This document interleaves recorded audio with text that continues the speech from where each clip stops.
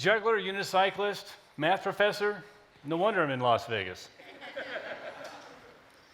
Well, what's that got to do with living in the extreme? It is related, and it's tied to something else. I'm a rock climber. Now, I didn't start out climbing, and I mean, of course, that sounds extreme, right? I mean, it looks extreme. But I didn't start out climbing routes like this. In fact, I grew up in Kansas, where there's no mountains at all. I didn't know people did stuff like this. So how did I become a rock climber? Opportunity was a major factor. But I didn't set out to become a climber. In fact, I didn't set out to become a unicyclist, a juggler, or even a mathematician. These opportunities presented themselves. In each case, I started out as a novice. I had to develop those abilities from the ground up, so to speak. But I didn't do it alone. And there were obstacles along the way. Most of those were self-imposed. My own expectations, my perceived inabilities, and fear prevented me from trying things. But if you don't try, how do you become good? It was a catch-22. Let's start with my expectations. As a kid, I thought you had to have natural talent to be good at something. Natural talent's important, but it's only part of the picture. That talent has to be developed, and that takes time. In high school, I tried playing basketball, but I lacked the timing and coordination of the better players. I didn't realize that ability could be developed. Instead, I ended up keeping stats for the team. After all, I was kind of a math geek. I was in my comfort zone. So what lured me out of my comfort zone? Going to college was a life-changing experience for me. I was on my own for the first time and surrounded by people I didn't know. I didn't know what to expect. More importantly, other people didn't have expectations of what I could or couldn't do. This presented a real opportunity for me to try new things. A couple of classmates knew how to juggle, and they could ride a unicycle. In fact, they could pass balls and clubs back and forth between each other. They offered to teach me. This proved to be incredibly frustrating because I sucked. They actually had me start by throwing one ball back and forth between my hands. I was supposed to imagine that I was trying to keep the ball inside of a window, not letting it go outside or inside. Eventually, I introduced a second ball. Again, trying to keep it inside the window, but developed my timing between throws. That was a lot harder than I expected. My friends made it look easy, and that's what convinced me to try in the first place. But that was my problem. I expected it to be easy. I was becoming frustrated and think that I couldn't develop the ability. My friends showed me what I was doing wrong. Like, I wasn't keeping my throws the same height. I was also moving my upper arms, and that made the balls go out the window. And you can't juggle if you don't have the balls. They assured me that my development was typical. They were probably lying to make me feel good about myself, but either way, it worked. I learned to juggle balls as well as clubs. Learning to ride a unicycle came next. That took a long time as well, and a lot of failure. You could say it was a grounding experience for me. But I learned. Furthermore, I had discovered that failure was part of the learning process rather than a sign of inability. Learning to juggle and ride a unicycle actually changed what I believed I was capable of. Now, I was no expert, but I had developed abilities that I didn't even have before. Furthermore, it illustrated the importance of practicing correctly and having someone show you how. And those would prove vital in me becoming a rock climber. So how did I develop that ability to climb the routes that you just saw earlier? To be honest, climbing became an obsession. I climbed as much as possible. I even kept a journal of my climbs, whether it was 1 or 2 hours climbing close to the ground, what we call bouldering, or a rope climb that took several hours.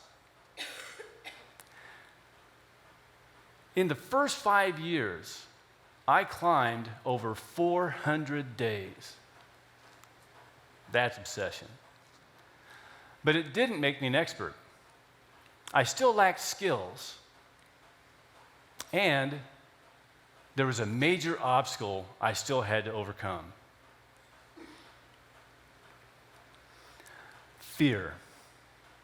I believe we felt fear for our protection.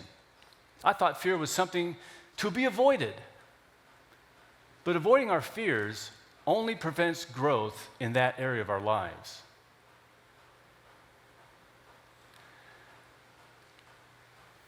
Let me illustrate the climbing process.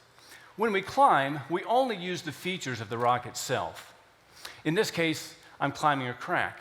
So we jam our hands and fingers into the crack to make upward progress. We place protection as we go, clipping the rope in for our safety. But in theory, if you didn't fall, you wouldn't need the equipment. It's strictly a backup, much like a seatbelt or airbags in your car. There's 2 roles in climbing. The first climber, we call the leader, climbs above the rope. They actually assume the majority of the risk in the process. The second climber is the belayer. They're feeding rope out through a device that locks and holds the rope in the event of a fall. Once a leader is above a piece of protection, they risk falling more than twice that distance before the rope catches them. So we frequently attach the rope to pieces of protection as we go. In the crack that you see, I can pretty much place gear wherever I want.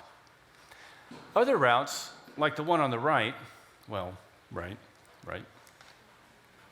The crack's too small, so it doesn't take gear, and we place permanent bolts that we use to protect those sections of the climb. There's a second illustration I want to make here. On the left, my belayer is a friend who's an amazing climber. Climbing with him pushes me beyond my capacity. I'm still learning, still discovering that I'm capable of more than I realize. In the right-hand picture, I'm actually the expert and photographer. The 2 climbers I'm with, my 2 friends, are very strong climbers, but they have less experience. I'm introducing them to longer, more committing climbs, passing on what I know. This is precisely the process that I went through in becoming a rock climber. I had a mentor. Back to the climbing process. The second climber climbs below the rope, so there's essentially no fear, no risk of falling. In fact, it's a great opportunity to gain experience because you're climbing in relative safety, even on long routes. My problem as a young climber was I was afraid to take falls when I was leading, and this was holding me back. So how did I overcome that? Enter my friend Mike, a man on a mission for us to realize our potential as climbers. Mike was a school teacher and part-time climbing guide. Mike had expertise in every aspect of mountaineering: ice, snow, and vertical rock. In fact, Mike was a former bodybuilder. He knew about pushing limits, ability, developing ability, and growth, let alone muscle. Hearing that Mike was always looking for climbing partners, I hung out at his school and introduced myself when he got off work. Mike agreed to climb with me. This would change my trajectory as a climber radically and literally. Mike thought differently. Mike had a completely different paradigm for climbing. His thinking was, if you're not falling, you're not pushing yourself. And that certainly described me. Mike said even the fear of falling prevented you from realizing your potential as a climber. To eliminate that fear, you had to take risks. You had to fall. Mike wasn't reckless. He took calculated risks. Mike introduced me to harder climbs and longer climbs, bolder climbs. He would lead, and I would follow in relative safety. After I had followed a climb, I knew what to expect, and I could typically lead it. This really sped up my development as a climber. I knew where the hard moves were. I knew where I could rest, and I also knew where I could get protection for my safety. It also demonstrated that I was capable of climbing much harder than I was.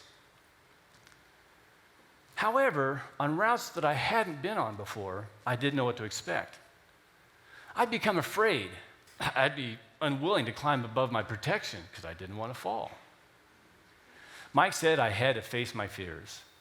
It was time. My apprenticeship was over, so to speak. Mike chose a climb that would actually push both of us as climbers. I'd never seen Mike climb at his limit. As Mike prepared, he was intensely focused.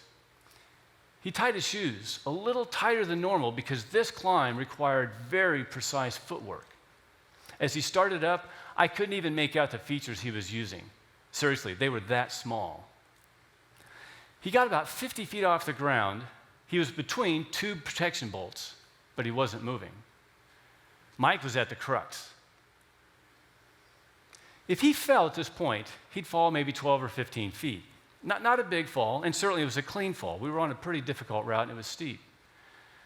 But any additional progress would increase that distance. Mike asked for slack, additional rope. But that didn't make sense because the next bolt was out of reach, and he already had enough rope to make the next move. More slack, he insisted, so I gave him more slack. But I didn't understand the purpose of the slack. It didn't make sense. He wasn't moving. Falling, and he deliberately lets go. He free falls through the air. He must have fallen 25 or 30 feet, far more than he should have or needed to. I caught him. Well, technically, the rope caught him. I was just blown away that he deliberately let go. But there were two reasons for this. Mike needed to know that I would catch him if he fell. He couldn't climb at his limit if he didn't trust that I would catch him. Mike was also making a statement, a bold statement, and that was the purpose of the slack. I was supposed to stop avoiding falling and embrace it. I was supposed to do the very thing I was avoiding. Mike didn't tell me this. He showed me. And he came to expect the same thing from me. In fact, that same day. Eventually, Mike came down and we switched roles. I took the lead. I hadn't been on this route before. In fact, this was a brand new route that had recently been put up at that time. Nervously, I climbed up and managed to get to Mike's high point, initial high point, the crux.